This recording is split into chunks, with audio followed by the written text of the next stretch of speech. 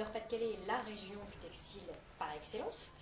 Mais après plusieurs crises, malheureusement, est-ce qu'on peut encore aujourd'hui, dans la région, être à la pointe? Est-ce qu'on peut encore innover dans le textile, dans le Nord-Pas-de-Calais? Absolument.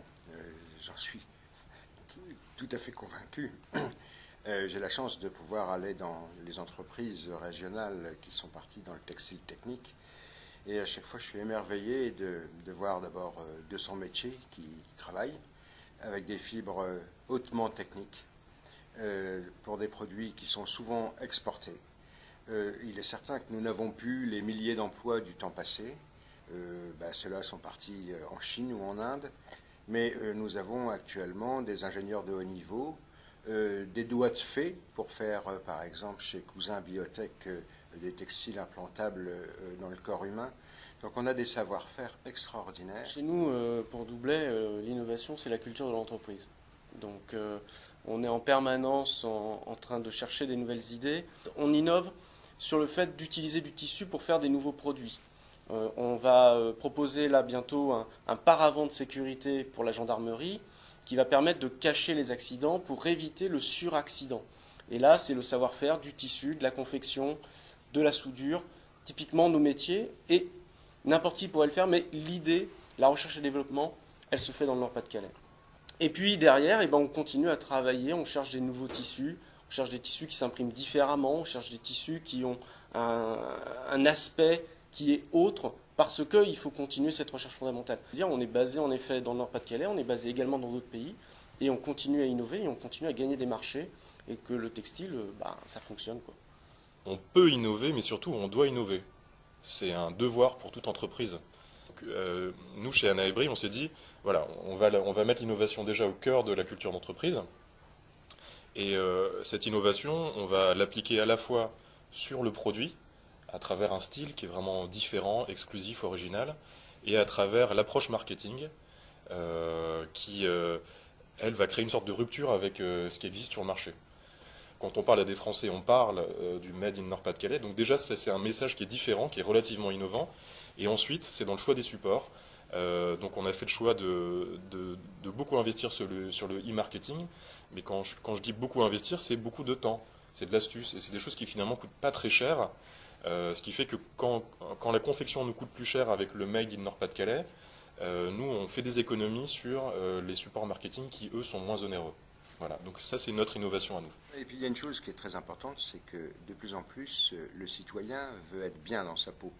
Et je pense que dans la mode, dans les produits de mode, il y a une différenciation à faire que vous pouvez avoir grâce au savoir-faire de nos industriels locaux sur des applications de microcapsules pour le bien-être, sur des incorporations de microcapsules en PCM.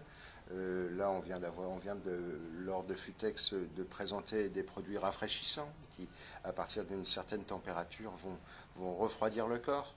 J'aimerais bien être capable d'avoir un modèle très mode qui soit en même temps constitué de tissus techniques à la pointe. Vraiment, ce serait mon rêve, c'est-à-dire fusionner le meilleur de tous ces mondes-là, et tout ça finalement dans un rayon de 20 km, puisqu'on est tous concentrés ici dans la région de façon vraiment très importante. Le Nord-Pas-de-Calais, plus la région flamande, proche de nous, nous sommes la première région textile technique européenne. Il est certain que les gens veulent être bien dans leur peau, et donc avec de la qualité, avec de la fonctionnalité, faite Made in Nord-Pas-de-Calais, il y a certainement moyen de développer du business.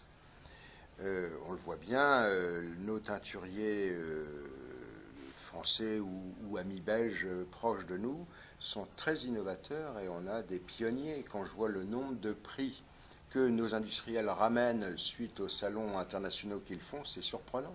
On est bon, il faut le claironner et on a une exposition comme Futuro Textile qui est demandée à travers le monde entier. Et je pense qu'il y a aussi la part de la petite innovation, ces petites innovations qui, au fur et à mesure, mois après mois, année après année, font que ça porte une marque et que souvent je pense que les gens ont peur de l'innovation parce qu'ils ont peur de devoir créer la révolution et qu'en fait on peut amener un petit plus.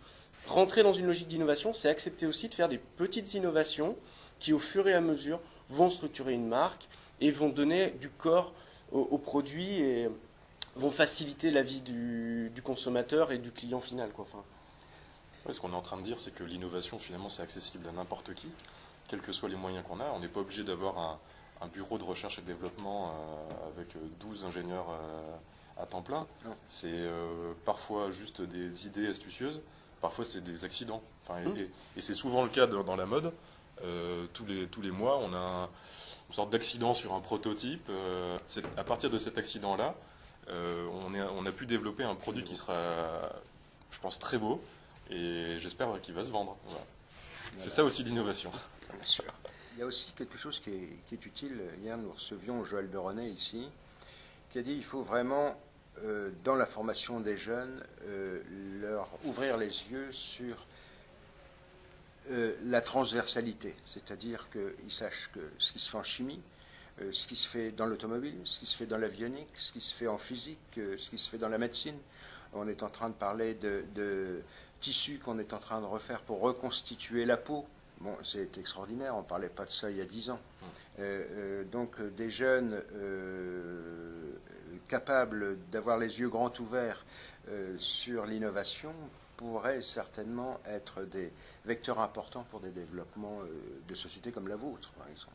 Il y a une chose importante aussi qu'on a dans le Nord, et je crois que c'est une très grande force pour le Nord-Pas-de-Calais, c'est le fait d'être ch'timi. Moi, je suis très fier d'être ch'timi. Et la confidentialité qu'il existe entre les gens du Nord est certainement une facilité dans la création et dans l'innovation. Les gens s'ouvrent plus les uns aux autres, ne gardent pas pour eux leur savoir-faire parce qu'ils savent que de toute façon les ennemis sont plutôt bien loin, à l'autre bout de la planète, et qu'on a tout intérêt à travailler ensemble. Et autant qu'à faire, autant le travailler en toute amitié, et ça n'est que plus plaisant et certainement plus efficace.